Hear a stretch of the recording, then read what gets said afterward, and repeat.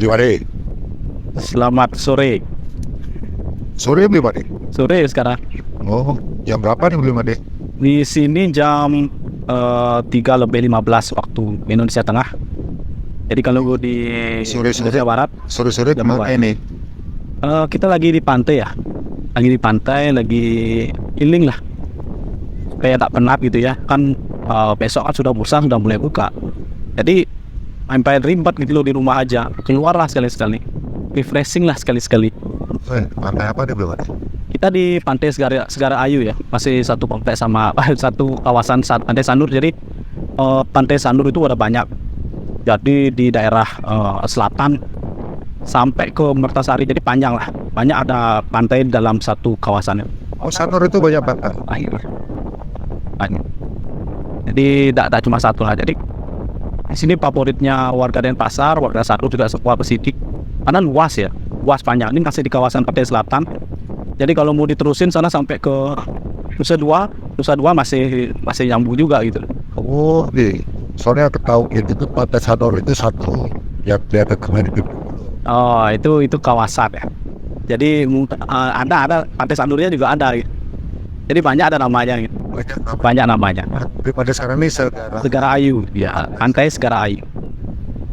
Nah, versi Indonesia ya. Ya. Rekomen ya tempat yang kayak. Oh, sangat rekomen. Kalau teman-teman juga ingin menganalisa, cocok sekali di sini ya. Karena tenang ya. Tenang gitu, apalagi jam-jam segini belum terlalu ramai. Jadi kalau mau analisa saham, itu lah. Tapi ingat bawa jaket kalau nggak mau masuk angin. Angin kencang ya. Betul, angin kencang. Tapi bukan angin ribut ya. Ya kalau misalnya ngelihat saham lagi naik turun kan kayak angin ribut tuh. Iya, kayak angin ribut. Jadi Badai. kalau kita kena, kemudian kalau nggak sering-sering dibawa keluar kayak gini, ya kasihan lah kepalanya ya. Jadi bukannya saham ikutin analisa kita, tapi kita mengikuti. Ngikutin badai. Iya, ikutin badai aja. Oke, belum ada. Sekarang kita ini mau mikirin yang jangan terlalu berat ya belum ada ya. Ya. Ringan-ringan dulu belum ada. Sebenarnya bagaimana sih cara menentukan tujuan investasi yang sesuai sama kita itu belum ada. Jadi Tujuan misalnya investasi ya. Misalnya nih usia muda, misalnya ada anak kuliah atau baru lulus kuliah atau baru kerja atau baru nikah. Gini, jadi tujuan itu kan ada 3 jenis ya. Jadi tujuan jangka pendek, jangka menengah, dan juga jangka panjang. Jadi sebenarnya kita tuh harus ketiga-tiganya punya tujuannya. Jadi di list dulu apa sih tujuan jangka pendek kita, apa sih tujuan jangka menengah kita, dan jangka panjang kita. Tetapi gini, jadi kalau misalkan teman-teman itu baru menikah, belum punya anak, misalkan contoh ya. Iya. Baru menikah, belum punya anak, berarti kan terdekatnya adalah punya anak dulu. Iya. Ya, punya anak dulu. Seandainya sudah akan proses lahiran, berarti tujuan jangka pendek adalah lahiran. Ya kan, berarti Tujuan terdekat itu maksudnya punya anak dulu gitu belum ada. kalau misalkan sudah merencanakan punya anak, nah kalau buat anak itu adalah tujuan pasangan, bukan tujuan investasi. Ya, jadi mungkin tujuan investasinya lebih ke bulan madunya jadinya kan. Oh, gitu ya. Itu juga jangka pendek. Jadi memang harus rilis gitu loh. Yeah. Nah, seandainya ingin punya anak dulu, berarti tujuan jangka pendek adalah untuk punya anak, ya, untuk melahirkan lah. Berarti salah satunya adalah dana untuk lahiran anak. Salah satunya adalah tunjukkan tujuan jangka pendek. Dana lahiran pun juga mulai mahal ya. Iya, betul, apalagi kalau teman-teman tidak punya asuransi lah ya. Jadi menggunakan dana sendiri, itu pun kalau asuransi juga kan ada biaya lain-lain juga kan. Biaya baju, kemudian juga nanti dimasukkan asuransi anaknya, itu kan perlu biaya juga. Jadi benar-benar harus dirinciin tujuan jangka pendeknya apa. Ya, pertama dikonsultasikan dulu sama pasangan. Jadi apakah memang ingin punya anak dulu, atau memang ingin misalkan belum punya anak misalkan, tapi ingin bahagiakan orang tua, itu kan tujuan jangka pendek juga. Tapi bagi pasangan memang biasanya itu lumrahnya adalah dia punya anak dulu. Jadi itu dalam tujuan jangka pendeknya.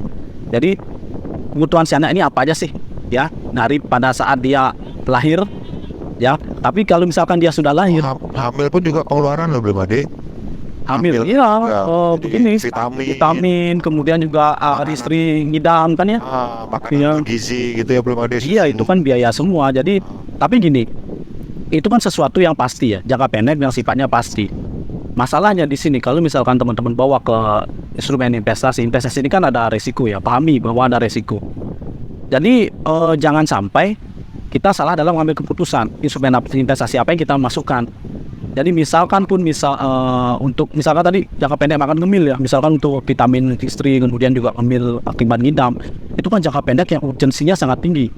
Tapi kalau misalkan dimasukkan ke anggaplah deposito yang 1 tahun gitu, itu kan juga jadi jadi gak tepat keputusannya karena itu kan 1 tahun. Ya seandainya itu sangat mepet seperti itu, urgensi sangat tinggi, kemudian juga jangka waktu sangat pendek, mungkin menabung bisa jadi opsi yang terbaik gitu. Menabung ya Blim? Iya bisa. Jadi nggak ngomong investasi dulu ya? Bisa ya, bisa tidak. Sekarang kan tergantung berapa uang yang bisa disisihkan kan, uang nganggur itu.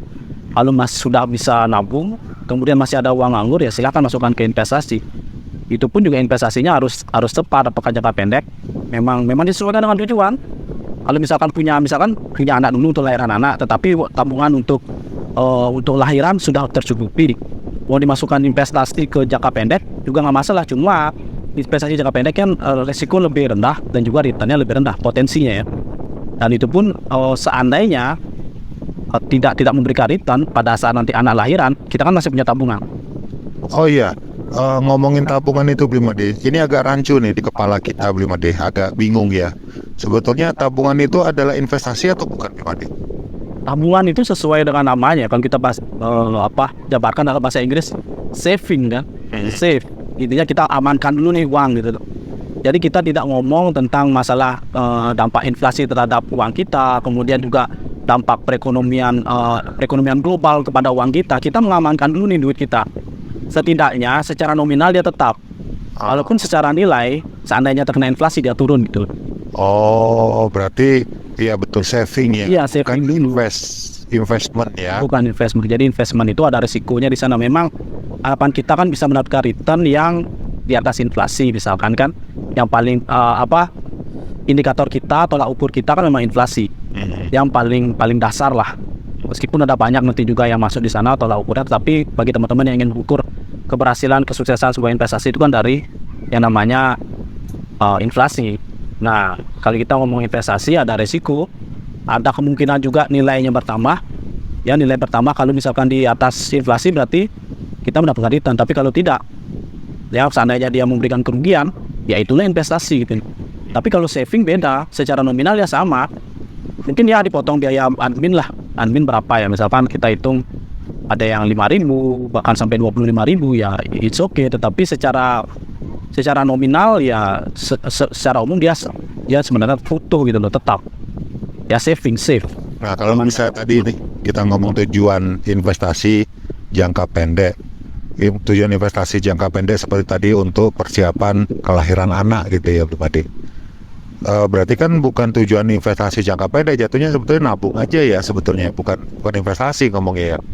Kembali lagi seperti tadi, kalau misalkan jadi untuk mengamankan dulu dana untuk kelahiran anak itu memang sebaiknya nabung. Itu nabung. Jadi berapa penghasilan kita, memang kita kan ada formula 1, 2, 3, 4 lah. Anggaplah yang dua ini atau 20% ini kita menggunakan tabungan untuk dana lahiran anak. Yang dari 40% seandainya masih ada sisa uang nganggur, yang daripada digunakan foya-foya, ya kembali lagi itu yang kita gunakan untuk investasi. Nah sekarang investasinya itu yang dimasukkan itu adalah apakah untuk tambahan dana lahiran anak. Berarti kan kita masukkan karena ini tujuan dari investasi uang nganggur ini, uang nganggur yang ada kita gunakan untuk tujuannya adalah untuk dana lahiran anak. Berarti kan itu masuk jangka pendek ya, kita keputusan yang kita ambil adalah menaruh dana kita di instrumen investasi jangka pendek jadinya. Ya tujuannya kalau misalkan itu memberikan return bisa menambah dana lahiran anak gitu loh. Jadi mungkin kita bisa dapat rumah sakit yang lebih bagus atau mungkin pelayanan yang lebih bagus seandainya memberikan return. Tapi kalau tidak, ya dari dana tabungan 20% ini kita sudah terpenuhi gitu, untuk lahiran anak. Nah kalau instrumen investasi itu apa aja Blim Ade? Instrumen investasi sebenarnya kita golongkan 3 ya. Jadi ada yang pertama itu real asset gitu, atau tanah, kemudian ada properti, villa dan lain sebagainya. Kemudian ada emas ya. Emas ini adalah instrumen investasi yang bisa dikatakan safe haven lah. Dia itu masih menjadi perguncingan sebenarnya, karena di satu sisi dia dikatakan sebagai instrumen investasi karena kita taruh misalkan anggaplah dari 2 tahun lalu misalkan atau tahun 2001 deh, karena saya ingat masih datanya 1 gram itu 100.000. Kemudian sekarang tahun 2023 kan 1 jutaan. Ya secara nominal dia naik. Nah, makanya dia dibilang instrumen investasi. Tapi satu sisi dia itu juga bukan instrumen investasi. Karena apa? Karena 1 gram, misalkan 1 gram kita beli dulu 1 gram ya, 1 gram 100.000. Kemudian sekarang 1 gram tersebut kita jual dapat 1 juta. Kemudian kita mau beli emas lagi, kan tetapnya sama, dapatnya cuma 1 gram. Jadi setelah nilai itu dia sama. Misalkan emas itu kita gunakan untuk tujuannya misalkan untuk beli rumah itu. Jadi satu rumah di tahun 2001 itu senilai dengan anggaplah 1 kilogram emas. Sekarang satu rumah pun masih senilai dengan 1 kilogram emas. Berarti dia tuh sebenarnya karena dia sebagai lindung nilai, dia tuh bukan sebagai instrumen investasi. Nah, Nilai gitu. melindungi nilai. Nah, tadi ada pertama sudah properti ya. Properti sudah jelas lah, kita beli tanah, naik harganya, kemudian kalau kita jual ya kita dapat return. Ya kalau kita misalkan beli 100 juta, harga properti naik jadi 500 juta, kita jual untung 400 juta, kita beli yang properti harga 200 juta kan masih bisa di tempat lain gitu. Ya itu adalah investasi properti. Kemudian tadi emas sudah, kemudian yang ketiga adalah pasar keuangan. Nah, pasar keuangan ini yang bisa jangka pendek dan juga jangka panjangnya. Jangka pendek sampai jangka panjang juga ada. Jangka pendek misalkan deposito yang 1 bulan bahkan ada ya, 1 bulan ada.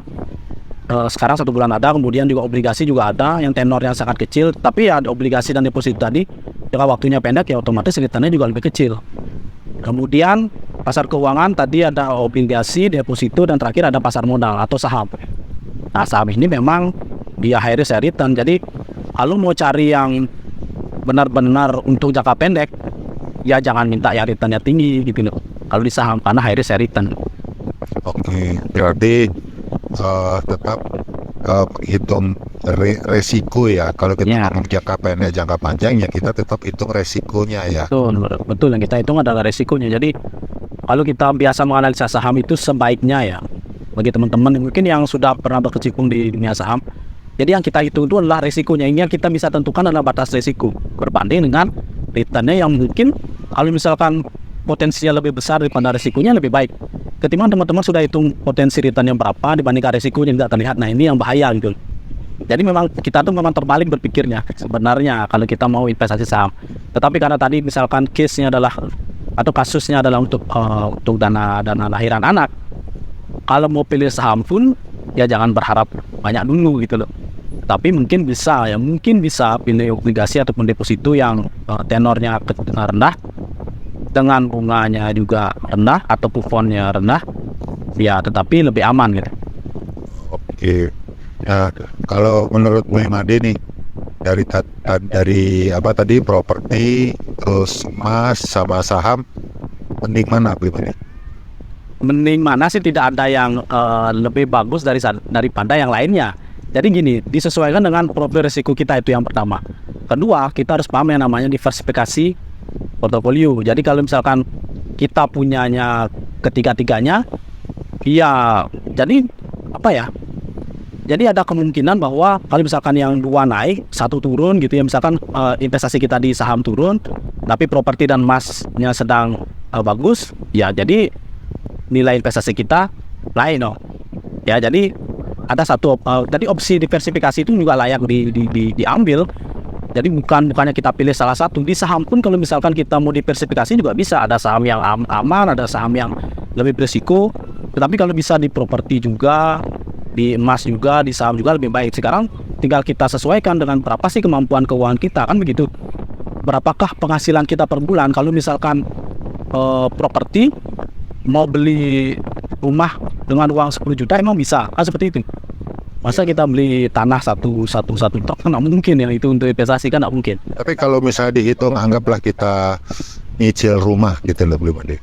Nyicil rumah 1 bulannya itu anggap kita bisa nyicil ikut yang ini belum RSSSSS itu loh belum ada. Sangat sederhana. Oh, sangat sederhana. Sangat super sederhana sekali gitu loh berarti. Nah itu kan cicilannya kalau nggak salah 800 sampai 900 ribu ya per bulan ya. 900 ribu ini sebenarnya juga apa ya? Nah, ini kan Iya. kebetulan anggaplah penghasilan kita nih 5 juta atau 10 juta lah per bulan. Nah, terus ada cicilan rumah nih. Jadi contoh gini Bro Made, kalau rumah sangat sederhana, super sederhana sekali gitu ya, itu kan cicilannya bisa 900 ini dengan income kita yang gaji kita misalnya 5 juta atau 7 juta gitu kan. Bisalah kita sisihkan itu 900 ribuan untuk yang penting kita punya rumah. Tapi memang sih nggak kita tinggalin karena biasanya itu di pelosok negeri biasanya ya. Tempat kerja kita di mana, rumahnya di pelosok negeri di mana gitu kan. Iya, iya. Jadi nggak kita tinggalin itu Bro Made. Cuman pikir-pikir nyicil gitu kok kayaknya bisa gitu kan, jadi kerasa punya rumah gitu loh Bro Made. Nah gini, jadi kalau kita ngomongin rumah ya, jadi rumah ini juga sesuatu yang sangat subjektif. Teman-teman bilang investasi rumah, tapi rumahnya ditinggalin, itu kan namanya biaya, ya kan? Jadi apakah mau dijual? Kan belum tentu juga. Biaya dan biaya renovasi, biaya juga pajak dan lain sebagainya. Itu yang pertama. Kemudian yang kedua, kita tuh kalau misalkan cicil rumah itu ada namanya bunga. Jadi bunganya harus diperhitungkan. Saya juga kurang paham detailnya ya untuk perhitungan bunganya. Tapi kalau teman-teman ingin tahu lebih rinci, itu dengan pihak perbankan. Karena pihak perbankan berbeda. Cuma konsepnya seperti ini. Jadi kalau misalkan kita ambil KPR yang jangka waktunya panjang, misalkan di atas 10 tahun ya, itu biasanya 10 tahunnya itu fixed rate dulu. Kita dikasih bunga yang fix dulu. Setelahnya itu baru dia adalah float gitu biasanya ya. Tapi saya juga kurang paham untuk perhitungannya. Nanti tergantung dari berapa nominal, berapa harga si rumahnya dan juga tenornya berapa tahun gitu loh. Tetapi di sini itu teman-teman kena bunga. Jadi secara ekonomis itu sebenarnya kurang worth it lah, karena kalau teman-teman cicil rumah dengan bank dibandingkan dengan teman-teman cicil rumah dengan emas gitu ya. Jadi misalkan rumah dibandingkan dengan emas, itu masih lebih baik teman-teman cicil rumah dengan emas. Karena apa? Kan tadi lindung nilai dia. Teman-teman nggak perlu bunga, tetapi dia lindung nilai, artinya selama mungkin tadi misalkan 20 tahun baru lunas, tapi dengan emas mungkin saja 10 tahun juga sudah dapat rumah gitu ya. Sekarang tinggal bagaimana kita tekniknya itu benar gitu. Jadi beli emas itu bukan berapa uang yang bisa kita, berapa uang yang bukan gini. Jadi kita fokusnya ke emasnya. Kita beli emasnya, bukan berapa uang yang kita punya setiap bulan. Baru jumlah emasnya menyesuaikan. Contoh misalkan 1 kg emas. Tadi 1 kg emas misalkan senilai dengan satu rumah BTN gitu. Rumah apa ya? KPR misalkan. Nah, rumah KPR ini itu 20 tahun kita baru lunas misalkan. Tetapi dengan kita menyicil 1 gram misalkan ya, 1 gram per mungkin ya biar lebih cepat lah. Ya per bulan lah. Jadi 1 gram per bulan untuk mencapai 1 kilo kan berarti 1000 bulan. Ya. Ya 1000 bulan berarti itu adalah sekitar berapa tuh? 80 tahun. 10 tahun dia? 80 ya. Bagi 12, 100 tahun. 12 gram 1000 bulan ya 100 tahun. Misalnya 100 tahun ya. Dikurangi lah. Misalkan bisa nyicil sebulan itu misalkan berapa? 5 gram. Tapi benar sih kalau analogi misalnya 1 kilo emas kan senilai hampir 1 M juga Bro Made. Iya 1 M, jadi kita dapat lebih. Dapat 3 KPR itu Bro Made. Plus bunganya kita nggak bayar, kita nggak kena bunga. Iya. Tapi mindsetnya harus benar, kita tuh fokus nyicil gramnya. Jadi misalnya sekarang bisa beli 1 gram, bulan depan harus bisa beli 1 gram. Karena kalau misalkan kita fokus 1 gram saat ini 1 juta, kita beli 1 juta, bulan depan 1 juta, berarti bulan depan kita dapatnya kurang dari 1 gram. Jadi lama-kelamaan nggak sampai itu 1 kilo gitu loh, berkurang terus karena harga secara harga kan emas naik terus, walaupun secara nilai sama. Berarti yang kita beli itu adalah dalam bentuk satuan beratnya ya. Iya, beratnya yang kita kumpulkan. Iya. Ya cuma kan di sini harus gini juga, karena kita beli emas mungkin simpannya di mana, mungkin gitu banyak teman-teman berpikir ya. Jadi kemarin juga taruh di safe deposit box, ada juga kejadian yang bermasalah lah bangnya. Jadi safe deposit boxnya ternyata tidak ada isinya gitu, ada juga. Cuma itu kan hanya ya risiko yang kecil lah dibandingkan dengan kita harus membayar bunga KPR. Bunga itulah ya, bunga itu. Jadi saya bukannya menjelek-jelekan ya, ini disclaimer, bukan sebuah mengajakan dan juga bukan bermaksud untuk menjelekkan atau sebaliknya gitu. Tetapi di saya pribadi, bunga itu adalah sesuatu yang sesuatu yang memberatkan kita secara ekonomi. Karena tenornya panjang, itu juga ada unsur kesehatan tuh selama 20 tahun, apakah kita bisa yakin cicilnya itu? Ya kan, meskipun nanti kalau misalkan ada apa-apa ya itu dilunasi atau lain sebagainya, tetapi kan ada kepikiran di sana gitu. Dan ini ada opsi lebih baik kalau kita bisa cicilnya dengan emas. Why not? Atau mungkin dibagi gitu ya, berarti kayak kalau misalnya punya duit tadi 900.000 cicilan rumah, ya tambah lagi 900.000 nyicil emas, jadi 1,8 gitu ya. Bisa, ya bisa. Sekarang bagaimana caranya kita bisa menambah 900 lagi kan? Berarti kan kita yang harus kerja berarti. Iya. Iya kan, kita tambah sumber income atau kita naikin karir dan sebagainya. Tapi kalau uangnya mepet ya susah juga. Susah juga, jangan gini. Beli bensin Lebih aja kontrak habis. berarti. Beli bensin habis nih belum. Iya, lebih pengen kontrak aja gitu loh. Jadi ya itu karena kita kena bunga itu, dan bunga itu juga kebanyakan orang mungkin sepele ya, tidak memperhitungkan di sana. Karena mungkin dia tidak untuk investasi rumah tadi. Jadi dia beli di pelosok ya, ditinggalin, tidak ditempati, disewakan juga nggak bisa. Jadi mungkin bunga itu ya nggak masalah deh kita bayar, yang penting kita punya dulu kan gitu ya, mindset kebanyakan orang. Padahal kalau kita berbicara untuk konteks investasi itu kan memang harus memberikan return. Pertanyaannya, untuk memberikan return itu yang mana jalan lebih mudah? Yang mana lebih mudah, yang mana lebih gampang, yang tentunya aman dan juga nyaman. Udah gitu aja. Berarti pada prinsipnya sebetulnya kita kalau investasi itu membeli ya, bukan menyicil ya. Ya, kita membeli, kalau menyicil itu ya seperti tadi emas itu tidak kena tidak ada penurunan nilai di sana. Beli emas 1 gram kan Ya. gitu ya. Bukan nyicil emas 1 gram, bukan gitu ya. Bukan. Jadi memang kita beli emas 1 gram. Ya. Wah, terima kasih banyak Nih Made. Ini memang ya nambah masukan, walaupun kadang-kadang kita ini tambah pusing ya. Tambah pusing ini masalah mau naruh duit di mana, mau simpan di mana, padahal pengeluaran kita ini malah kita minus itu Made. Keseringan itu soalnya karena tujuannya itu memang kadang-kadang orang tuh punya tujuan jelas, tetapi pada saat mengambil keputusan dia terkadang keliru. Contoh misalkan dia mau untuk lahiran anak itu ya, sekarang sudah istri yang mengandung 9 bulan lagi harus melahirkan atau 8 bulan lagi harus melahirkan, tetapi karena dia mas dengar omongan orang yang katanya saham itu bisa memberikan return yang tinggi, kemudian bisa memberikan kita kekayaan dengan cepat, ya malah masukkan ke saham. Uang yang untuk lahiran anaknya 8 bulan lagi dimasukkan ke sana. Jadi itu keputusan yang keliru. Iya, kalau misalkan memberikan keuntungan, kalau memberikan dia keuntungan berarti itu keberuntungan. Masalahnya kalau memberikan kerugian yang ini tidak bisa kita hindari gitu ya di saham, ya mungkin anaknya nggak jadi lahiran dong, atau mungkin nanti dia morat-marit lagi pada saat anaknya mau lahiran gitu. Disitulah sering kelirunya orang. Iya, betul. Oke, terima kasih banyak Made. Ya. Kata penutup Made. Gini, jangan selalu berharap pada investasi bisa memberikan kita kekayaan, tetapi Anda tidak akan bisa kaya jika tanpa investasi. Luar biasa. Salut Made. Oke. Selamat sore. Terima kasih, sore ini.